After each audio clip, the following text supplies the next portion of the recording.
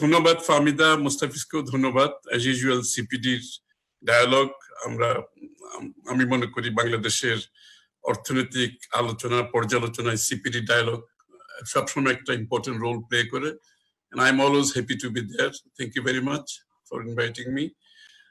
প্রথমে আমি এই বাজেটের আসলে প্রেক্ষাপটটা কি, আমাদের প্রেক্ষাপটটা আসলে একটু বোঝা দরকার। এই প্রেক্ষাপট হচ্ছে আমরা যে এই অবস্থায় আছি এখন, কোভিড করোনা সংকট নিয়ে, এই সংকটকালীন সময় বাংলাদেশ অথবা বিশ্বের মানুষের মনোজগতে কি বিষয়গুলো কাজ করছে। আমার মনে হয় মানুষের মনোজগতে অনেকগুলো বিষয় কাজ করছে। প্রথমত তার জীবন রক্ষা, তার জীবন রক্ষার চেয়ে বড় বোধহয় এখন কারো মনে নিজের জীবন রক্ষার চেয়ে নিজের বন্ধু বান্ধব আত্মীয় স্বজন তার জীবন রক্ষার চেয়ে বড় কোনো বিষয় কিছু কাজ করছে আমার মনে হয় না। তার মনোজগতে কাজ করছে যে মানবিক দিকগুলো, যেগুলো নর্মালি আমরা আমাদের ব্যস্ত জীবনে ভুলে যাই, সেই জিনিসগুলো তার মনে কাজ করছে। তার মনোজগতে কাজ করছে কল্যাণকর একটি রাষ্ট্রের কথা। তার মনোজগতে কাজ করছে যে সামাজিক নিরাপত্তা, স্বাস্থ্য সেবা, প্রকৃতি, পরিবেশ, এই বিষয়গুলো কিন্তু মানুষের মনোজগতে সাংঘাতিকভাবে এখন দোলা দিয়েছে এই করোনার কারণে। এবং এই প্রেক্ষাপটে একটা বাজেট আসছে, এবং এই প্রেক্ষাপটে আবার এরকম যখন সংকট হয়, আমরা দেখেছি দ্বিতীয় বিশ্বযুদ্ধের পরে অনেক বড় ধরনের সংস্কার হয়েছে, অর্থনৈতিক সংস্কার বিশ্বে, তার ফলাফলও বিশ্ববাসী ভোগ করেছে, ভালো ফলাফল। তারপর আমরা দেখেছি আমেরিকাতে 9/11-এর পরে যে ঘটনাগুলো ঘটেছে, তারপর থেকে ট্রাইবাল নিরাপত্তা নিয়ে অনেকগুলো বড় ধরনের পরিবর্তন, সামাজিক পরিবর্তন আসছে। তারপরে আমরা হাউজিং স্ক্যান্ডালের পরে যে মেল্টডাউনটা হয়েছে, ইকোনমিক মেল্টডাউন, তার পরিবর্তিতে যে আমাদের অস্টেরিটি থেকে শুরু করে অনেকগুলো বড় পরিবর্তন আসছে। কিন্তু এইবার যে সংকট, এটা কিন্তু সমস্ত বিশ্বকে এটাকে গ্রাস করেছে। এটা কিন্তু কোনো এলাকা নাই, কোনো গোষ্ঠী না, এটা কিন্তু সবাইকে গ্রাস করেছে। এবং এই সংকট এত বড় যে এটা সারা বিশ্বকে একসাথে এফেক্ট করার কারণে এটাতে আমাদের অর্থ ব্যবস্থার যে বিষয়গুলো আছে সেটা ভিন্নভাবে চিন্তা করতে হচ্ছে। দ্বিতীয়ত, এটা একটা সংস্কারের জন্য একটা ভালো সময়। দ্বিতীয়ত হচ্ছে এই করোনা পূর্বকালীন যে বাংলাদেশের অর্থনীতিটা কিরকম ছিল সেটাও আমাদের একটা প্রেক্ষাপট এখন, যে করোনা আসার পরে যে একটা বড় ধরনের সংকট সৃষ্টি হয়েছে, এটাকে অ্যাড্রেস করবো একভাবে। আর করোনা আসার আগে আমাদের বাংলাদেশের অর্থনীতিতে আমাদের যে সূচকগুলো ছিল, এগুলো অলরেডি মোস্তাফিজ বলেছে, তার প্রেজেন্টেশন আমি রিপিট করতে চাই না। অলরেডি এগুলো নিম্নগামী ছিল, নিম্নমুখী ছিল প্রায়গুলি, আমদানি, রপ্তানি, কর্মসংস্থান সব, বিভিন্ন বিনিয়োগ সহ এগুলো নিম্নগামী ছিল। এবং এইসব প্রেক্ষাপটে যখন আমরা বাজেটটাকে বিবেচনা করব, তখন আমার কাছে মনে হচ্ছে যে যারা এই বাজেটটি করেছেন তারা এই সমস্ত প্রেক্ষাপট গুলোকে তারা বিবেচনায় এনেছে কিনা। তো আমি বাজেট দেখে আমার মনে হয়নি তারা এই পুরো প্রেক্ষাপটটাকে, এই পুরো করোনা, মানুষের মনোজগৎ এবং এগুলোর এই সংকট সমাধান এবং বাজেট করোনার আগে যে সংকটগুলো ছিল এগুলোকে মাথায় রেখে করেছে আমার মনে হচ্ছে না। সামহাও আমার মনে হচ্ছে এটা গদবাঁধা যে টেমপ্লেট থাকে সরকারের বাজেটের সময়, ওই টেমপ্লেটের একটু ভেরিয়েশন এদিক সেদিক করে একটা বাজেট দেওয়া হয়েছে। এবং গতানুগতিক, যেহেতু এটা ক্লিশে, আমি গতানুগতিক বলছি না, আমি বলছি but I think it is just little bit of variation of a template যেটা থেকে বাজেট করা হয়। তো দ্বিতীয়ত আমি যেটা বলবো, এই যে বিষয়টা আমাদের সামনে করোনাকালীন এবং আমাদের অর্থনীতির যে সংকট করোনা পূর্ব এবং মানুষের মনোজগতে যেগুলো কাজ করছে, এগুলোর এখন মূল যে বিষয় মানুষের মনে যেটা কাজ করছে সেটা হচ্ছে তার জীবন বাঁচানো এবং তার জীবিকা বাঁচানো। এই দুটা সামনে রেখে যে কাজগুলো আমাদেরকে করতে হবে, তাহলে আমাদেরকে কি করতে হবে এই বিষয়গুলো। প্রথমে হচ্ছে যে অনেকেই বলেছেন যে ৮০-৮৫% লোক যারা ইনফর্মাল সেক্টরে কাজ করছে, যারা ইমিডিয়েটলি তাদের দৈনন্দিন যে আয় আছে, দিনে এনে দিনে খায়, সেই আয়টা তারা হারিয়ে ফেলেছে। এবং এটার সংখ্যা ৪-৫ কোটির মতো আছে। এর মধ্যে বেশিরভাগ এই দেখা যাচ্ছে তাদের আয়টা হারিয়ে ফেলেছে। এবং তারা যেহেতু আয় হারিয়েছে, এবং তাদের সাথে সাথে যারা কিন্তু ফর্মাল সেক্টরে আছে তাদেরও কিন্তু অনেকে চাকরি বাকরি নাই, অনেকে তাদের চলে গেছে। তাহলে আমাদের ইকোনমির জন্য যে প্রথম প্রায়োরিটিটা কি হওয়া উচিত? প্রথম প্রায়োরিটি হওয়া উচিত যে দুটো, একটা হচ্ছে এই লোকগুলোকে বাঁচাতে হলে তাদেরকে আমরা যে সহযোগিতাগুলো দরকার, তাদের আয় সহায়তা, তাদের খাদ্য সহায়তা, এগুলো ডেলিভার করা। এবং এটা দুটো দিক আছে, একটা হচ্ছে এটা নাগরিক হিসেবে তার অধিকার যে রাষ্ট্র তাকে তার এই অবস্থায় তার দায়িত্ব নিতে হবে, তার খাদ্যদ্রব্য এবং তার যে খরচের টাকা এটার জন্য। দ্বিতীয়ত কথা হচ্ছে রাষ্ট্র কেন করবে, সাথে সাথে এটা অর্থনৈতিক দিকটা হচ্ছে যদি এই টাকাটা তাদের কাছে না যায়, এই লোকগুলার যে খরচের টাকা যদি তারা খরচ না করে, তাহলে অর্থনীতিতে যে চাহিদাটা সৃষ্টি হওয়ার কথা, যে চাহিদার পরিপ্রেক্ষিতে আপনার প্রোডাকশন হবে, প্রোডাকশনের পরিপ্রেক্ষিতে যে চাহিদার পরিপ্রেক্ষিতে ডিমান্ড সৃষ্টি যে প্রোডাকশন হবে, এবং যে চেইনটা, যে সাপ্লাই চেইনটা কাজ করবে। এবং এটাই কিন্তু সত্যিকার অর্থে আপনি ইকোনমিকে রিকভার করার জন্য কিন্তু ফার্স্ট অ্যাকশন আমরা মনে করি। এবং যে জন্য যে প্রণোদনাগুলোর কথা আমরা বলেছি, যে বিএনপির পক্ষ থেকে আমরা যে প্রণোদনাটা প্রেজেন্ট করেছি, সেই প্রণোদনার মধ্যে কিন্তু এই কথাগুলো বিস্তারিত আছে, স্বল্প মেয়াদী, মধ্যমেয়াদী এবং দীর্ঘমেয়াদী। যে আপনি যদি এই ক্যাশ ট্রান্সফারটা তাদেরকে না করেন, তাহলে তাদের চাহিদা সৃষ্টি হবে না। চাহিদা সৃষ্টি না হলে প্রোডাকশন এবং সাপ্লাই চেইনের যে কার্যক্রমটা অনেকটা কমে যাবে কিংবা বন্ধ হয়ে যাবে, এবং এইটার কিন্তু ইকোনমিকে রিকভার করার কোনো সুযোগ নাই। দ্বিতীয় কথা হচ্ছে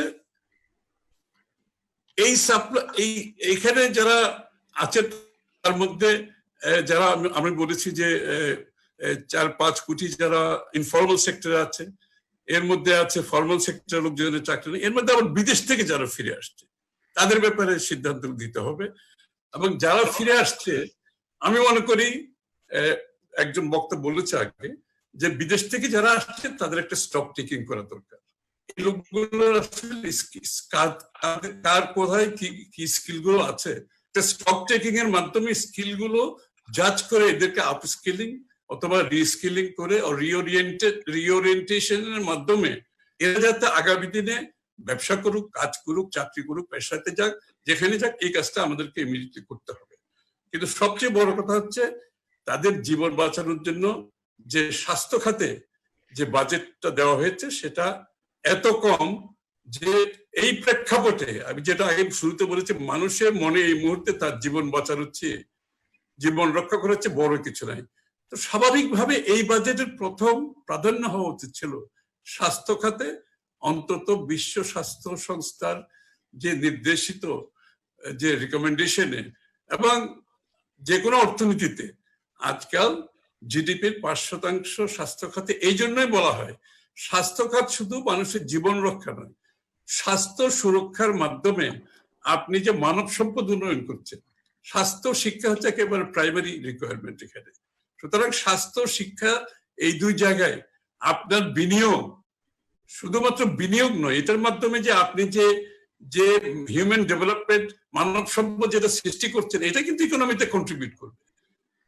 সুতরাং আজকে স্বাস্থ্য খাতে যেটা বিনিয়োগ হয়েছে সেটা জিডিপির ১% নিচ্ছে। এবং অনেকগুলো স্বল্পোন্নত দেশ আমাদের আশেপাশে যদি দেখেন, আমরা কিন্তু সবার নিচে কিন্তু এখানে স্বাস্থ্য খাতে যে বিনিয়োগটা হয়েছে। এবং আপনি ডলারে দেখলেন এবং পার ক্যাপিটা দেখেন, আমাদের সবচেয়ে নিচে হচ্ছে বাংলাদেশ এখানে। এবং কখন হচ্ছে এই বিষয়টা, যেখানে স্বাস্থ্য খাত সবচেয়ে গুরুত্ব বহন করে, যেখানে আগামী দিনের মানুষের জীবন রক্ষা, জীবিকা রক্ষার জন্য সবচেয়ে বেশি, ঠিক এই সময় হচ্ছে সবচেয়ে কম বিনিয়োগ আমাদের এই পুরো অঞ্চল এবং স্বল্প উন্নত দেশগুলোর সাথে কম্পেয়ার করবে। আপনি স্বাস্থ্য খাতের যদি একজন বক্তা বলেছে, আমি একটু রিপিট করছি, সেখানে গত 10 বছর 12 বছর থেকে ক্রমান্বয়ে জিডিপির হার হিসাবে কিন্তু বিনিয়োগ কিন্তু কমে আসছে। এবং আরো দুঃখের বিষয় যে যেটা বিনিয়োগ হয়েছে সেটার যে প্রজেক্ট বাস্তবায়নে আরো তারা পিছিয়ে আছে। কিন্তু বলা হচ্ছে কি, বলা হচ্ছে যে তাদের সক্ষমতা নাই বলে সেখানে বাজেট দেওয়া যাচ্ছে না। তো আমার কথা হচ্ছে তারা কি কোনো আইল্যান্ডে বাস করে নাকি? স্বাস্থ্য বিভাগ তো, স্বাস্থ্য মন্ত্রণালয় তো কোনো আইল্যান্ডে বসবাস করে না, তারা বাংলাদেশ সরকারের একটি অংশ। এটা আমার মনে হচ্ছে ওই যে পাকিস্তান আমলে আমরা শুনতাম যে পূর্ব পাকিস্তানের অ্যালোকেশন কম থাকতো যেহেতু আমাদের ক্যাপাসিটি কম ছিল, যে কারণে তারা পূর্ব পাকিস্তানকে ডিপ্রাইভ করতো। তা আমার কাছে একই জিনিস মনে হচ্ছে, স্বাস্থ্য বিভাগ মন্ত্রণালয়ের ক্যাপাসিটি নাই, এই জন্য তাদেরকে বরাদ্দ দিতে পারবেন না। এবং তাদের ক্যাপাসিটি কেন বাড়ানো হবে না, তাদের জবাবদিহিতা কোথায়, যারা দায়ী তাদেরকে অ্যাকাউন্টেবিলিটি কতটুকু করা হয়েছে, এই বিষয়গুলো তো উঠে আসতে হবে। এগুলো আমরা কিছুই দেখতে পাচ্ছি না। কিন্তু আপনার প্রায়োরিটিস, আপনার বাজেটের বরাদ্দের যে প্রায়োরিটিস এর অগ্রাধিকার কথাগুলো আসছে, যে আমরা দেখছি বড় বড় মেগা প্রজেক্ট গুলোতে কিন্তু আমরা অনেকগুলো প্রায়োরিটি দেখছি, যে সেখানে কোনো অসুবিধা নাই, প্রজেক্ট তো হতে হবে, আপনার দেশের অবকাঠামোগত উন্নয়নও হতে হবে। কিন্তু সমস্যাটা কোথায়? সমস্যাটা দাঁড়ায় ওখানে যে প্রজেক্টগুলোর গুণগত মান, আসলে এই প্রজেক্ট কি অগ্রাধিকার ভিত্তিতে হওয়া প্রয়োজন আছে কিনা, এখান থেকে রিটার্ন অন ইনভেস্টমেন্ট সত্যিকার অর্থে হবে কিনা, এবং এটা কস্ট বেনিফিট কম্পারেটিভ কস্ট অন্য যে বিশ্বের অন্যান্য জায়গায় আমাদের এই অঞ্চলে এই প্রজেক্টগুলো যেগুলো হচ্ছে বিশ্বের উন্নত দেশে যেগুলো, এগুলোর কম্পারেটিভ কস্ট কত, রিয়েল কস্ট কত, তারপরে রিটার্ন অন অল্টারনেটিভ ইনভেস্টমেন্ট, এই টাকাটা যদি আমি সেখানে বিনিয়োগ না করে অল্টারনেটিভলি যেগুলো আমি বলেছি ইমিডিয়েটলি আমাদের যেটা প্রয়োজন, যে মানব সম্পদ উন্নয়নে, শিক্ষা খাতে, স্বাস্থ্য খাতে, এই যে ক্যাশ ট্রান্সফার করে তার ডিমান্ড ক্রিয়েট করে ইকোনমিকে উজ্জীবিত করে স্টিমুলেট করা, সেটা না করে আজকে আমরা দেখতে পাচ্ছি ওই মেগা প্রজেক্ট আমরা জানি এগুলো যারা কর্তৃত্ববাদী সরকার তাদের আবার একটা প্রায়োরিটি থাকে, কারণ এখানে দুটো আসবে, একটা হচ্ছে তারা দেখায় ডেমনস্ট্রেট করতে চায়, ডেভেলপমেন্ট ডেমনস্ট্রেশন, এটা একটা কারণে করে থাকে, দুর্নীতি একটা কারণ থাকে, এখানে দুর্নীতির মাধ্যমে প্রচুর টাকা দেশে বিদেশে এখানে দুর্নীতির মাধ্যমে আয় করা যায়। এবং সুতরাং এইখানে আমাদের আমি মনে করি এই মেগা প্রজেক্ট গুলোর ব্যাপারে একটা ন্যাশনাল ডিবেট হওয়া দরকার, একটা ইভ্যালুয়েশন হওয়া দরকার, এগুলোর প্রায়োরিটি সম্বন্ধে একটা ডিবেট হওয়া দরকার।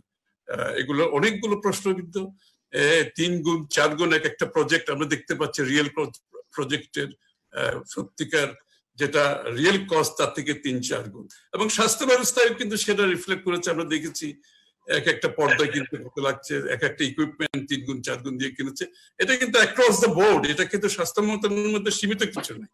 সুতরাং এইখানে আমাদের দেখার বিষয় আছে। এখানে বিনিয়োগ, আপনি সবচেয়ে বড় বিষয় হচ্ছে এখানে আপনি কর্মসংস্থান ধরে রাখতে পারবেন কিনা, কর্মসংস্থান সৃষ্টি করতে পারবেন কিনা।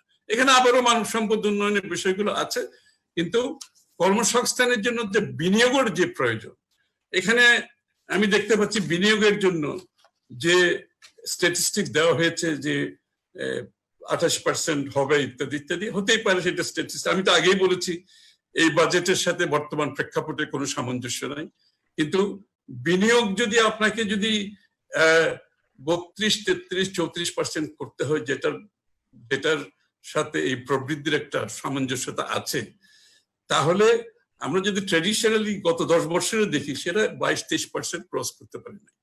আমরা লাস্ট যেটা রেখে আসছিলাম সেটা ছিল 26%, বিএনপি সরকারের লাস্ট যেটা ছিল 26%, এখন এটা 23% অতিক্রম কোনো সময় করে নাই, এবং এখন তো 23% না 21%-এর নিচে নেমে এখন লাস্ট বোধ 21%-এর কাছাকাছি আছে। কিন্তু বিনিয়োগের জন্য যে বিষয়গুলো আছে, যে প্রথম হচ্ছে আপনি ব্যক্তি খাতে ঋণ প্রবাহের বিষয়টা আমাদের দেখতে হবে। ব্যক্তি খাতে ঋণ প্রবাহের কোনো সুযোগ নাই, এবং ব্যাংকগুলোর অবস্থা অনেকে বলেছেন, আমি রিপিট করতে চাইনি, যে আর্থিক খাতে যে দুরবস্থা চলছে, অব্যবস্থাপনা যে দুর্নীতি চলছে, সেগুলোকে আরো এনকারেজ করা হচ্ছে, যে ব্যাংকগুলোর তারা এই ব্যবস্থাপনায় যারা আগে 4-5 বছর ডিরেক্টর থাকতে পারতো তারা এখন 9 বছর থাকতে পারবে, যাদের ফ্যামিলি থেকে আগে 2 জন থাকতে পারতো তারা এখন 4 জন থাকতে পারবে। এগুলো হচ্ছে ব্যাংক সেক্টরে একেবারে ধস নামার পরে, তারপরে কিন্তু এই রিফর্ম গুলো করা হয়েছে। আপনি বুঝে দেখেন তাহলে কি মেসেজ আমরা দিচ্ছি আসলে সংস্কারের ব্যাপারে। এবং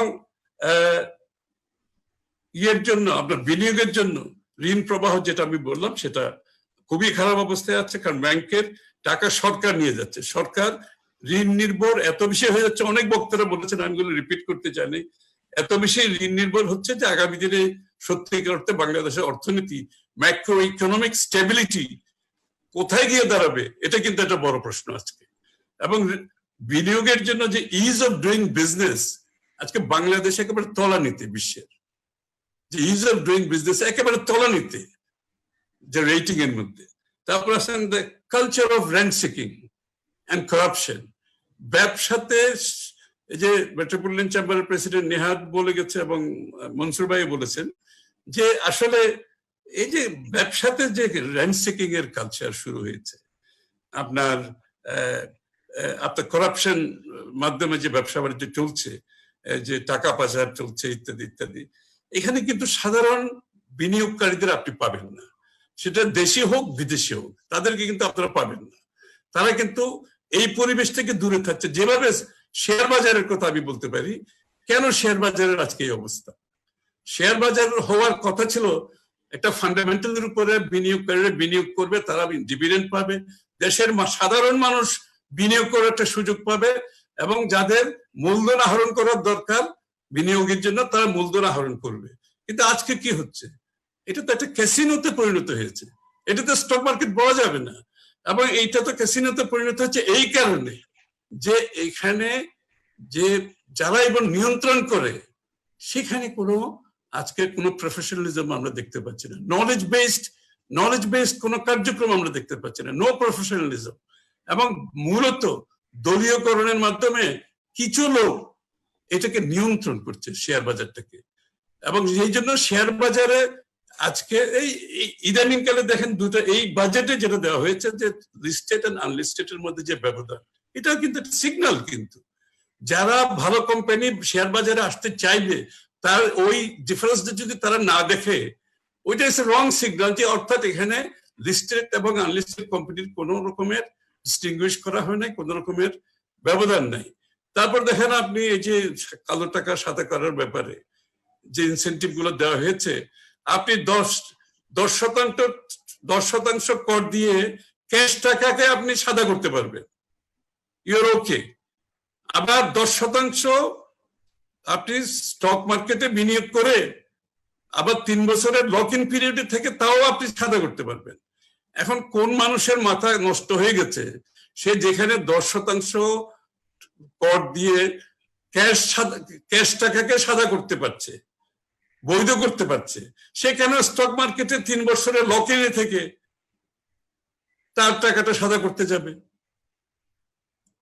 তার মানে স্টক মার্কেটে আপনি বিনিয়োগ করলে সে অপরাধী হয়ে যাচ্ছে, তাকে লক ইনে থাকতে হবে 3 বছর। অথচ আপনি ক্যাশ টাকা সাদা করছেন, আপনার কোনো কিছু করার প্রয়োজন নেই। আপনি জমি কিনছেন, আপনার কোনো সমস্যা নাই। আপনি অন্য অন্য ইনস্ট্রুমেন্ট কিনছেন, আপনি 10% দিয়ে পেয়ে যাচ্ছেন, সবকিছু পেয়ে যাচ্ছেন, কিন্তু তাও অসুবিধা নাই। সেই কালো টাকা সাদা করার জন্য এত ইনসেন্টিভ দেওয়া হয়েছে, আমার মনে হয় ইতিহাসে এরকম কোনো আমি দেখিনি। আমি যদি এগুলো পড়তে থাকি ইনসেন্টিভ গুলো, এটা অবিশ্বাস্য, কোনো কিছু বাদ দেয় নাই। তারা পারবে, কিন্তু তাও অসুবিধা নাই। আমি যদি মনে করতাম, তারা যদি বলতো এই টাকাগুলো বাণিজ্যে এবং শিল্পে বিনিয়োগ করতে হবে, সে কথাটা বলা হয় নাই। এই টাকাগুলো সাদা করে তারা ভোগ করবে, এটাই তো উদ্দেশ্য। তাহলে এরা কাদের জন্য, কারা? আপনি কেন বলতে পারছেন না যে এই টাকাগুলো বাণিজ্য এবং শিল্পে বিনিয়োগ করতে হবে? 2005-এ বিএনপির সময়ও কিন্তু কালো টাকা সাদা করার সুযোগ ছিল, কিন্তু আমি স্বীকার করছি। কিন্তু সেই কালো টাকা সাদা করার পেছনে মূল উদ্দেশ্য ছিল দুটা। একটা ছিল তার আগে কর ছিল 50%। এই অযৌক্তিক কর মানুষ দিতে চাইতো না। 50% কে কর দেবে? এটা আমরা কমিয়ে 25%-তে নিয়ে আসছি সেই করটাকে, ব্যক্তি কর। এখন এটাকে আবার 30% করা হয়েছে। এটা ছিল একটা কারণ। আরেকটা কারণ ছিল আমরা বলেছি এই টাকা কিন্তু বাণিজ্য এবং শিল্পে বিনিয়োগ করতে হবে, এবং শুধু বলি নাই, আমরা কিন্তু এগুলো স্ক্রুটিনি করা হয়েছে, তারা কেএলসি করেছে কিনা মেশিনারির জন্য, মেশিনারি আসছে কিনা ইন্সপেকশন হয়েছে, যে কারণে বিনিয়োগে একটা প্রবৃদ্ধি হয়েছিল আপনার, যে কারণে 7.06% আপনার প্রবৃদ্ধি হয়েছিল, এবং 26% ব্যক্তি খাতে প্রবৃদ্ধি হয়েছিল বিনিয়োগের, যেটা এখনো 23% ক্রস করতে পারছে না। সুতরাং আপনার quality of investment is very important. আপনি যমুনা ব্রিজ নিয়ে তো কেউ প্রশ্ন করবে না, কর্ণফুলী ব্রিজ নিয়ে কেউ প্রশ্ন করছে না, তাহলে পদ্মা ব্রিজ 11,000 থেকে 30,000 কোটি, আর তারপরে কত কোটি আমরা জানি না। আমরা রূপপুর পাওয়ার প্লান্ট 1,13,000 কোটি টাকা, ইজ ইট এ প্রায়োরিটি? এটা কি অগ্রাধিকার বাংলাদেশের? এবং পাওয়ার প্লান্টে আপনি যে চুক্তিভিত্তিক টাকাগুলো দিচ্ছেন, এখনো দিয়ে যাচ্ছেন হাজার হাজার কোটি টাকা প্রতি বছর, কিন্তু আপনি বাংলাদেশের মানুষের চিকিৎসার জন্য আপনি ভেন্টিলেটর দিতে পারছেন না, আপনি অক্সিজেন দিতে পারছেন না, আপনি ইমার্জেন্সি তাদেরকে ভর্তি করতে পারছেন না, আপনার ডাক্তার নাই, নার্স নাই, আপনি বাংলাদেশের মানুষকে ক্যাশ ট্রান্সফার করতে পারছেন না, যারা আজকে প্রায় 4-5 কোটি লোক কাজ কর্ম ছাড়া দিনে এনে দিনে খায়। 2,500 কোটি টাকার একটা ট্রান্সফার করেছেন, তাও বোধহয় এখানে অনেকগুলি গরমিল আছে, আমি জানি না। এবং যে ত্রাণগুলো দিয়েছে, ব্রেকের তথ্য হিসাবে আমি দেখলাম 69% মানুষ ত্রাণ পায়নি। অথচ আপনি ক্যাশ ট্রান্সফার করতে পারছেন না, যাদের মাধ্যমে মানুষগুলো বেঁচে থাকবে, তাদের ক্রয় ক্ষমতা বাড়লে অর্থনীতি চাঙ্গা হবে, উজ্জীবিত হবে, স্টিমুলেট করবে, সেটা আপনি করতে পারছেন না। কিন্তু আপনি 1,13,000 কোটি টাকা বিনিয়োগ করছেন রূপপুর পাওয়ার প্ল্যান্টে, পার মেগাওয়াট কত টাকা পড়ছে হিসাব করেছেন? বিশ্বের এটা বিশ্বের অন্যান্য পাওয়ার প্ল্যান্ট যারা করেছে এটার সাথে পার মেগাওয়াট এটার কম্পারিজন কি হয়, এটা হিসাব করেছেন? আমি আগেই বলেছি যে সামষ্টিক অর্থনীতিতে স্থিতিশীলতা নিয়ে এখন প্রশ্ন উঠে গেছে, কারণ অনেকগুলো বিষয় আমি বিস্তারিত কিছু বলেছি, আর সবগুলো বলতে গেলে যে ফিনান্সিয়াল সেক্টর থেকে শুরু করে গভর্নমেন্ট বরোইং থেকে শুরু করে বিনিয়োগের যে সমস্যাগুলো আছে, তারপরে যে ক্যাশ ট্রান্সফার সমস্যা, এর শেষ পর্যন্ত গিয়ে দাঁড়াবে সামষ্টিক অর্থনীতিতে আমাদের একটা স্থিতিশীলতা 30 বছরে যেটা আমরা গড়েছি, এটা একটা প্রশ্নবিদ্ধ হচ্ছে। আর এটা মনে হচ্ছে পুরো জিনিসটা একটা গোষ্ঠীতন্ত্র হয়ে গেছে, একটা গোষ্ঠীকে সহায়তা করার জন্য মনে হয় সরকারের বাজেট প্রণয়ন, একটা গোষ্ঠীকে সহায়তা করার জন্য মনে হয় প্রণোদনা, একটা প্রণোদনা দিয়েছেন 1 লক্ষ কোটি টাকার মতো, তার মধ্যে প্রায় 70,000 কোটি টাকা হচ্ছে ঋণ। এখানে আপনি ঋণ নির্ভর একটা প্রণোদনা, এটা কিন্তু সাধারণ মানুষের জন্য, যে ক্যাশ ট্রান্সফার করে তাদের পারচেজিং পাওয়ার বাড়াবেন, তার জীবনযাত্রার মান উন্নয়ন হবে, সে খরচ করবে, এটা কোনো লক্ষ্য রেখে দেখতে হবে। লাস্টে আমি দেখছি এই যে মোবাইল ইন্টারনেট সার্ভিসের উপর যে শুল্ক হয়েছে, সম্পূরক শুল্ক দেওয়া হয়েছে, এটা আমার কিছু অবাক লাগছে। যে এখানে আজকে বিশেষ করে করোনার সময় এই যে কনফারেন্সটা হচ্ছে, আমরা যে কথা বলছি, এই যে টেলিমেডিসিন হচ্ছে, টেলিবিলিং হচ্ছে, হোম এডুকেশন চলছে, হোম স্কুলিং চলছে, হোমওয়ার্ক চলছে, ঘরে বসে মানুষ কাজ করছে, আপনার এই যে একটা বিশাল টেকনোলজিক্যাল পরিবর্তন, এইটাতে কোথায় আমরা ইনসেন্টিভ দেব, জনগণকে সম্পৃক্ত করব, তাদেরকে এটার সাথে সম্পৃক্ত করে সবাই এই টেকনোলজি, এই ভার্চুয়াল ওয়ার্ল্ডের আমরা ডিভিডেন্ড সবাই এনজয় করবে, সেটা বরঞ্চ আজকে সরকার এটাকে ডিটারেন্টের কাজ করছে। আপনি 100 টাকা যদি আজকে চার্জ করেন মোবাইলে, 25 টাকা সরকার নিয়ে যাচ্ছে। এই লোকগুলো আবার ভিএটি দিচ্ছে, এই লোকগুলো সব দিক থেকে দিচ্ছে, কিন্তু বেনিফিট নিচ্ছে একটা গোষ্ঠী। আমি যে কালো টাকার কথা বলেছি, মোবাইলের কথা বলছি, ইলেকট্রিসিটি বিল 30 তারিখের মধ্যে দিতে হবে, গ্যাসের বিল 30 তারিখের মধ্যে দিতে হবে। আপনি চিন্তা করেন সারা বিশ্বে কিন্তু এগুলো পিছিয়ে দেওয়া হচ্ছে, তাদেরকে ক্যাশ ইনসেন্টিভ দিচ্ছে, ক্যাশ ট্রান্সফার দিচ্ছে, ইলেকট্রিসিটি বিল ইত্যাদি, অল বিলস আর ডেফার্ড। আর বাংলাদেশে বলছে যেখানে মানুষের কোনো আয় নাই, ইনকাম নাই, সেটা ব্যবসায়ী বলেন, ছোট বড়, আপনার সাধারণ মানুষ বলেন, আপনি বলেন 30 তারিখের মধ্যে গ্যাসের বিল দিতে হবে, বিদ্যুতের বিল দিতে হবে। কত জনগণ বিচ্ছিন্ন হলে একটি সরকার এই কাজগুলো করতে পারে? সোনার উপর আপনি ভিএটি উইথড্র করছেন কি জন্য, কার জন্য? না কি কারণে সোনার উপরে আপনি ভিএটি উইথড্র করছেন, যেখানে একটা ক্রাইসিস চলতেছে, ফিসক্যাল ক্রাইসিস। এই ফিসক্যাল ক্রাইসিসের জন্য আপনি তো এভিনিউ খুঁজবেন, কোথা থেকে আপনি রাজস্ব আহরণ করবেন। সেখানে সোনার উপর ভিএটি আপনি কার জন্য বাদ দিয়েছেন? এটা তো মানুষের মনে প্রশ্ন। তারপর সব বরাদ্দগুলো তো আমরা বলেছি কিভাবে বরাদ্দগুলো হয়েছে।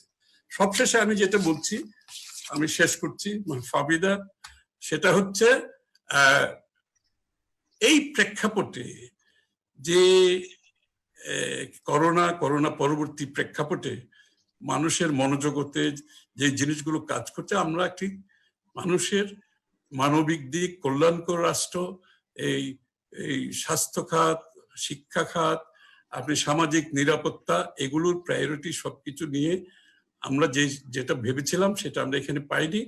তবে এটাও ঠিক যে নতুন বিশ্ব আমরা করোনার পরে দেখতে পাবো। আমি মনে করি মানুষের যে মনোজগতের যে রিফ্লেকশন হবে সেটা হবে একটি কল্যাণকর রাষ্ট্র। রাষ্ট্রের সাথে জনগণের সম্পর্ক কি হবে এটা নির্ধারিত হবে, এবং রাষ্ট্র জনগণের সাথে সম্পর্ক, জনগণের অধিকার, তার ভোটাধিকার, তার সরকার নির্বাচিত করার অধিকার, তার মানব অধিকার বেশি প্রমিনেন্টলি সামনে দাঁড়াবে। সুতরাং রাষ্ট্রের সাথে জনগণের কি সম্পর্ক হবে সেটাও নির্ধারিত হবে। আমি আশা করি এই প্রেক্ষাপটে আমরা এগিয়ে যাব এবং একটি ভালো ফল পাবো। আরো এটাও বলছি যে ওই যে কি বলে প্যাট্রিয়টিজম আর হিরো কারা, এগুলোর সংজ্ঞাও কিন্তু বদলে যাবে। যারা মানুষের পাশে দাঁড়াবে তারা হবে সত্যিকার প্যাট্রিয়ট। ওই যে প্যাট্রিয়টিজম কারো কাছে বন্দী থাকবে না, এটাও কিন্তু নতুন বিশ্বে একটা আমরা দেখতে পাবো। সত্যিকার অর্থে হিরোজ কারা হবে, প্যাট্রিয়ট কারা হবে, যারা মানুষের পাশে দাঁড়াবে, মানুষের জন্য কাজ করবে, মানুষের অধিকার ফিরিয়ে দেবে, মানুষের ভোটাধিকার ফিরিয়ে দেবে, এবং নির্বাচিত সরকারের মাধ্যমে দেশ পরিচালনা করবে। অনির্বাচিত সরকার থাকলে যে দায়বদ্ধতা নাই, অনির্বাচিত সরকার থাকলে যে জবাবদিহিতা নাই, সেগুলো এই সমস্ত বাজেট সহ যেভাবে এই করোনা মোকাবেলায় আমরা দেখতে পাচ্ছি তার প্রতিফলন আমরা পরিষ্কারভাবে দেখতে পাচ্ছি। সুতরাং এই পরিবর্তন আসতেই হবে। ধন্যবাদ।